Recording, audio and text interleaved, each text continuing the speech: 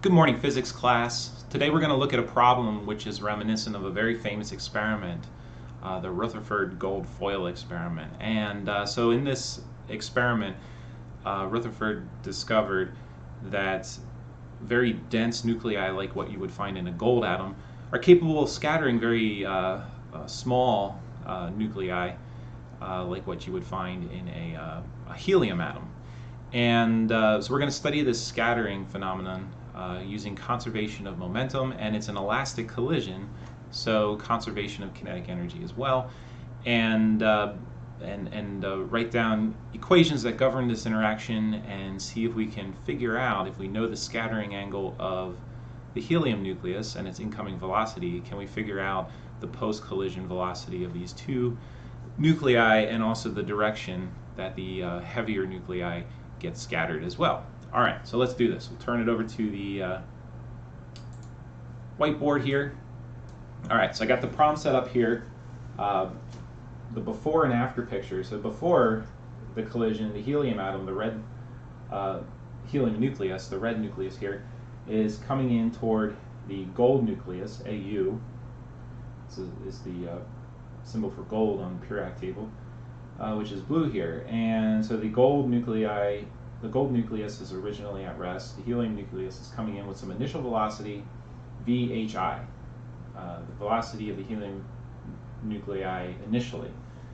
Then after the collision, the helium nucleus scatters at 30 degrees relative to the negative y-axis, and the gold nucleus scatters at some unknown angle phi relative to the positive x-axis.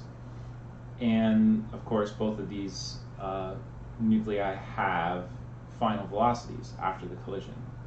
Okay, so this is a two-dimensional problem. We're going to use coordinate axes where we'll call up positive y and right positive x. And since momentum is a vector quantity, we will write out a conservation of momentum equation for the x dimension and a separate one for the y dimension. And we'll use trigonometry to break the total momentum of the gold and helium nucleus into two parts. All right, make this a little smaller, give ourselves some space. Okay, so let's start with the momentum in the x direction. Okay, so pre-collision, the total momentum of the system is all with the helium nucleus, and it's all in the positive x direction. So pre-collision, the momentum of the system is the mass of the helium nucleus, call that mh, times its speed in the x direction, which is just Vhi.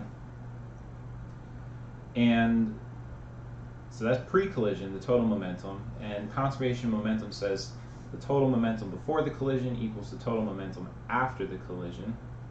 All right, in the x direction, the helium nucleus has a negative component in the x direction, this direction here.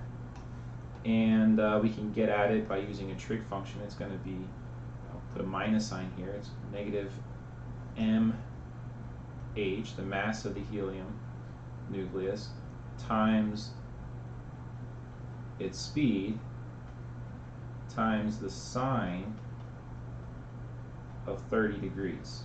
The scattering angle is 30 degrees relative to the negative y-axis. So the sine of that angle gives us the x component of the helium nucleus's post-collision momentum. And then the gold atom, gold nucleus, has positive momentum along the x direction, and that is going to be the mass of the gold nucleus times its post-collision speed, VAF, times the cosine of the scattering angle, phi. All right, what about the y direction? Well, the total momentum in the y direction before the collision is 0. Everything's moving horizontally. And after the collision, the helium nucleus is moving in the negative y, It has momentum of magnitude mh VHF times the cosine of 30 degrees. And the gold atom, gold nucleus, is moving in the positive y, and it has momentum in that dimension of MA VAF sine of phi. Okay, so these two expressions are what come out of considering conservation of momentum. This is an elastic collision. The interaction between nuclei is an elastic interaction. So we also have an expression which will come from the fact that energy is conserved. So these two expressions come from the fact that momentum is conserved. And in this way, in this situation, we're talking about kinetic energy. And since kinetic energy is conserved, the thing that we know is that the relative speed of these two nuclei before the collision is equal to the relative speed of the two nuclei after the collision. Or I should say, the negative of the relative speed after the collision. So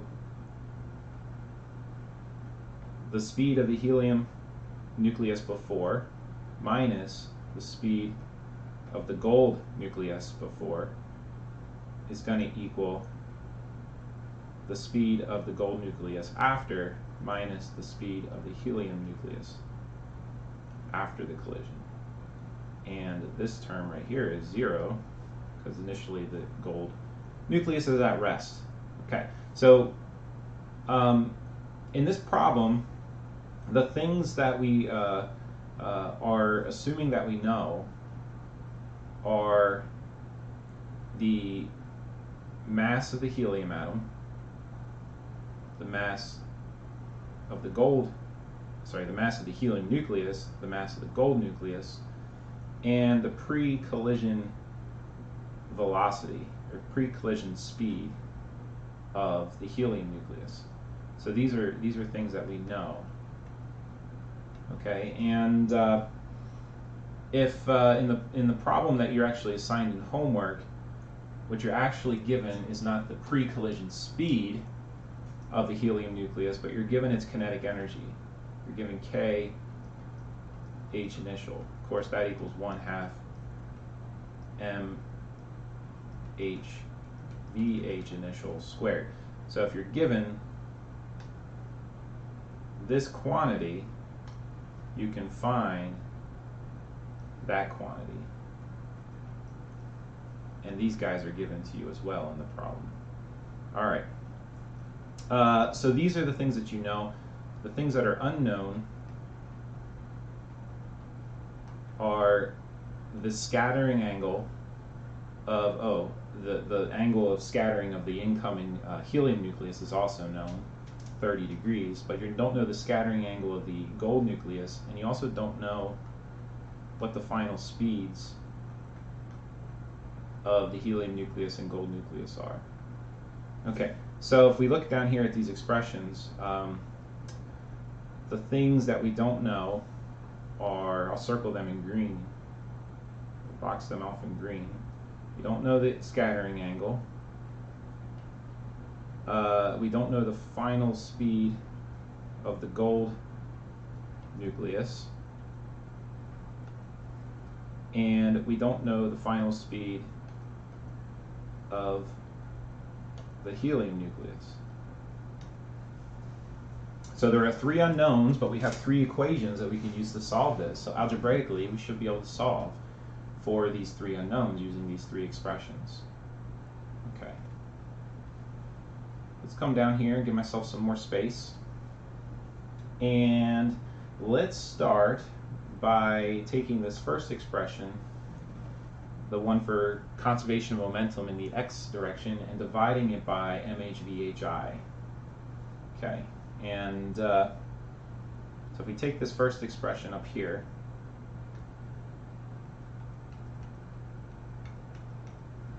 and we divide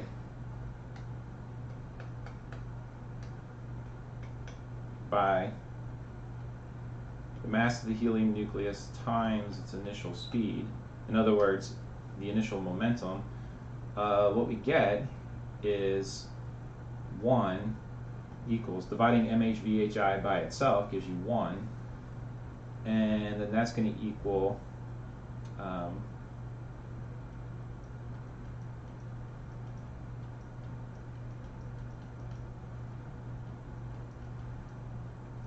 the ratio of final to initial speed of the helium nucleus times sine of 30 degrees plus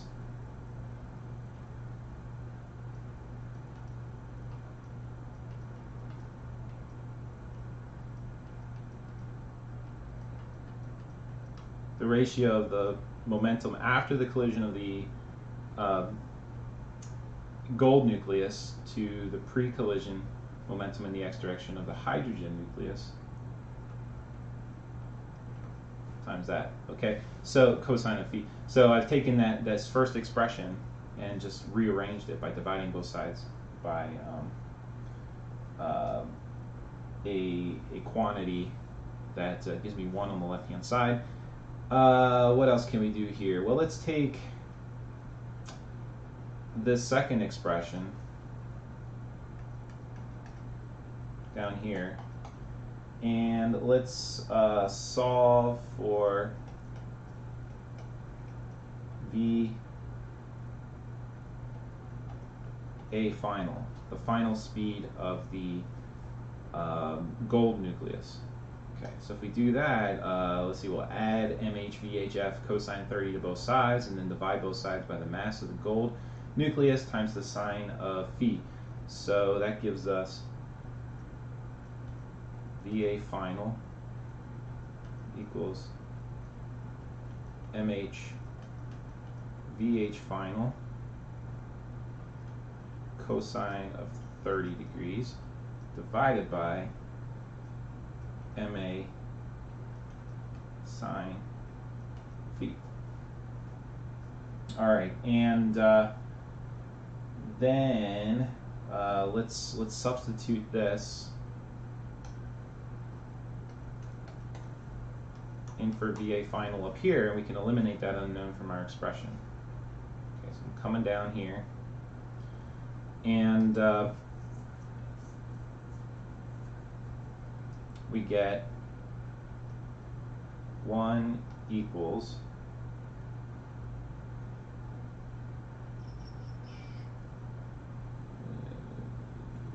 I forgot a negative sign up here. Anybody catch that?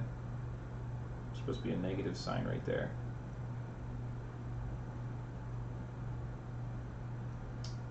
Negative VH final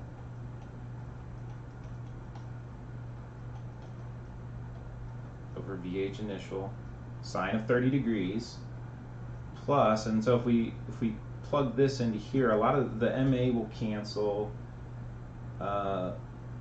and the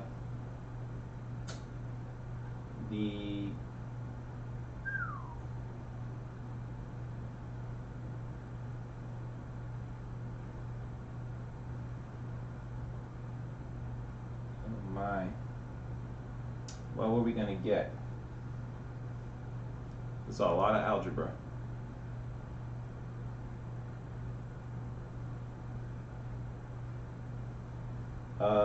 Well, when you simplify, I guess we could plug it in and simplify, but I'm going to try to do this all in one step. When we simplify, the MAs will cancel, and you're going to be left with a VH final in the denominator, denominator, divided by the speed of the incoming helium nucleus initially in the denominator. The MH's cancel, the MA's cancel. You'll still have the cosine of 30 degrees, and then that's multiplied by the ratio of cosine theta, or cosine phi divided by sine phi, which is cosine over sine is cotangent, so we could write that in there. Let's do that. Well, let's write it like this. Instead of cotangent, cotangent's 1 over tangent. So we're at 1 over tan phi. Okay, And all right, so let's see what. So this is interesting. We've arrived at a situation where the now there's two unknowns remaining here, and this. Okay, and so we could continue, and we have another equation that we can try to use to eliminate our other unknown. But actually, let's solve this for tan theta and see what we get. So if I add this to both sides and then divide by this, what's in front here, and then take the reciprocal of what's remaining, what we get is the tangent of phi is equal to, and actually then divide by the coefficient that remains. So I'm going to skip a few steps here, but you can convince yourself that this is what you get.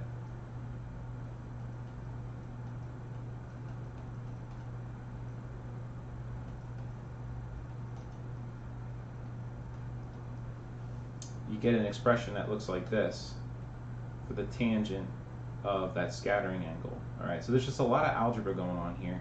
We started with these fundamental principles up here, and a lot of algebra later we end up with this expression. Okay, so at this point I'm going to do something, so this is still, complicated algebraically. We have three unknowns, three equations, so we can solve for these three unknowns with these three equations, doing a lot of algebra. But let's introduce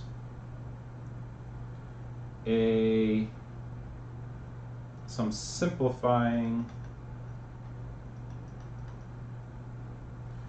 assumptions.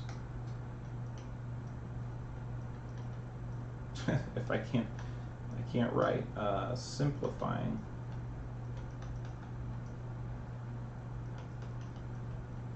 assumptions. And it goes something like this. All right. So one thing we know is the mass of a hydrogen atom is like 2 protons and 2 neutrons. And a gold nucleus is a ton heavier. It's got 197 protons and neutrons. So the ratio of the mass of a helium nucleus to a gold nucleus is 4 to 197. All right, so this is much smaller than 1. Okay, it's a small number, right? This mass ratio. Another thing we know is that in collisions where you have something that's really massive, something that's very much less massive colliding with something that's very much more massive, that the incoming velocity of the helium nucleus, the thing that's much less massive, is going to be approximately equal before and after the collision.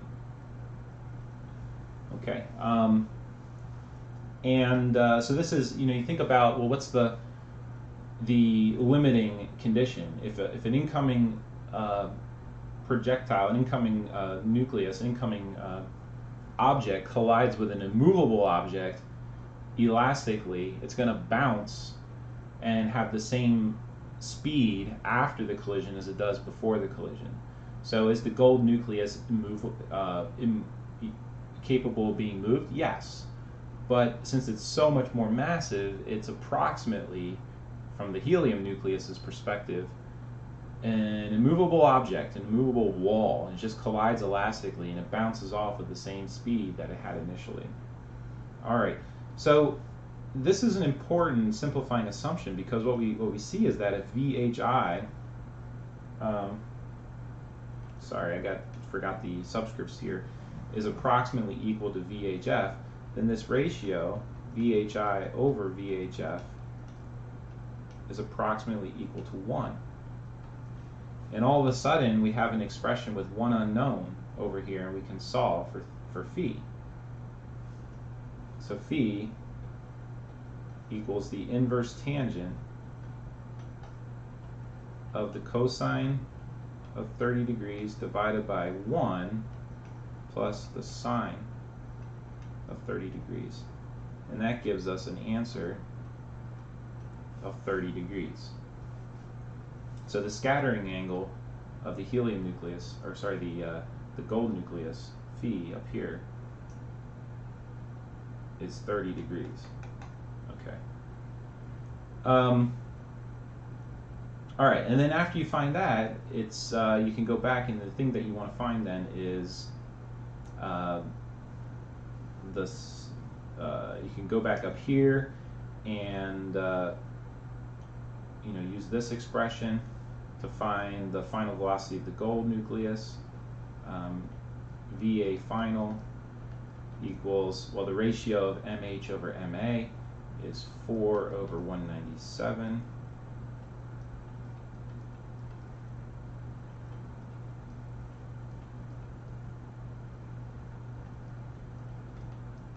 Now you know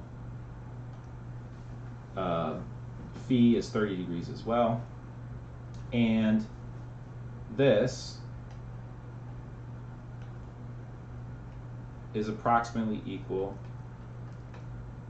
to VHI, the initial velocity of the helium nucleus, which you know from earlier on. It was actually one of the knowns that you could calculate from the given kinetic energy. Okay, and then you're done. Okay, so I think I'll leave it at that and not give you the final numbers, so you actually have to calculate them. But with this simplifying assumption right here, this algebraic nightmare becomes very much more straightforward. And once you calculate the scattering angle, you can calculate the initial and final. So the final velocity, the final speed of the gold nucleus is a function of the scattering angles, but also this mass ratio, which is much less than 1. All right, so that's that's it for that problem. So I hope that's helpful, and it should be.